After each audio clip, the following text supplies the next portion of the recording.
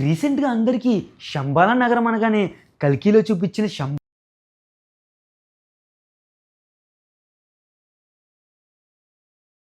కల్కి 2898 ఏడీ కాబట్టి అప్పట్లో శంబాలా నగరం ఎలా ఉంటుందో మన నాగశ్విని గారు చూపించారు.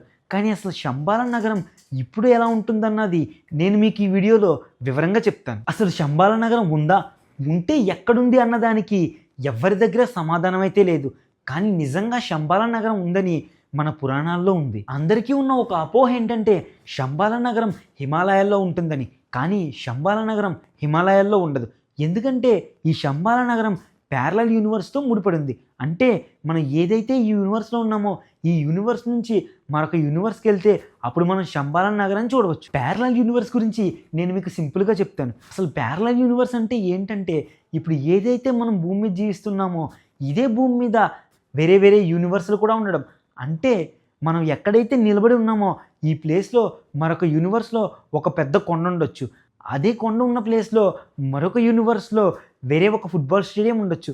ఇది ప్యారలల్ యూనివర్స్ కాన్సెప్ట్. అంటే ఇప్పుడు మనం ఉన్న చోటే శంబాలా సిటీ ఉన్నా సరే మనం ఆశ్చర్యపోవాల్సిన అవసరమే లేదు. అసలు శంబాలా నగరానికి మనం వెళ్ళగలమా అంటే సాధారణ మనుషులు శంబాలా నగరానికి వెళ్ళలేరు. కానీ ఎవరైతే తన 5 చక్రాలని యాక్టివేట్ చేయగలరో వాళ్ళు శంబాలా నగరానికి వెళ్ళొచ్చని పురాణాల్లో రాసింది. ఈ చక్రాలన్నింటినీ యాక్టివేట్ చేయడానికి మహర్షులు, మునులు వీళ్ళందరూ హిమాలయాల్లో తపస్సు చేస్తూ ఉంటారు. మనం ఇక్కడ తపస్సు చేయడానికి హిమాలయాల్లో తపస్సు చేయడానికి చాలా తేడా ఉంది.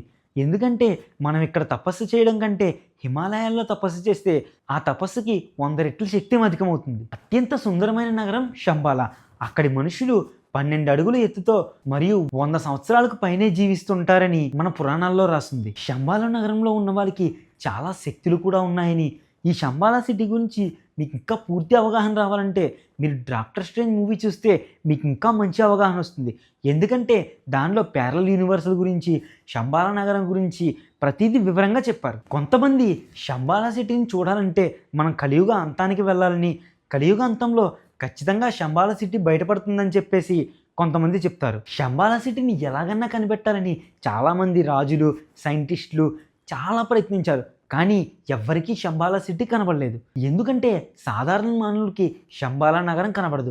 ఎవరైతే తన మనసులో కల్మషం లేకుండా నిత్యం దైవధ్యానంలో ఉంటారో వాళ్ళకి శంబాలా నగరం కనబడే అవకాశం ఉంది. సో శంబాలా నగరం గురించి మీరేమనుకుంటున్నారో నాకు కామెంట్స్లో తెలియజేయండి. అలాగే ఈ వీడియో మీకు నచ్చినట్లయితే లైక్ చేయండి మరియు ఈ వీడియోని మీ ఫ్రెండ్స్ అందరికీ షేర్ చేయండి. మన ఛానల్ని సబ్స్క్రైబ్ చేయడం మట్టికి మర్చిపోకండి. ఇలాంటి మరిన్ని మంచి అప్డేట్స్ కోసం బెల్ ఐకాన్లు కూడా ఆన్లో పెట్టుకోండి.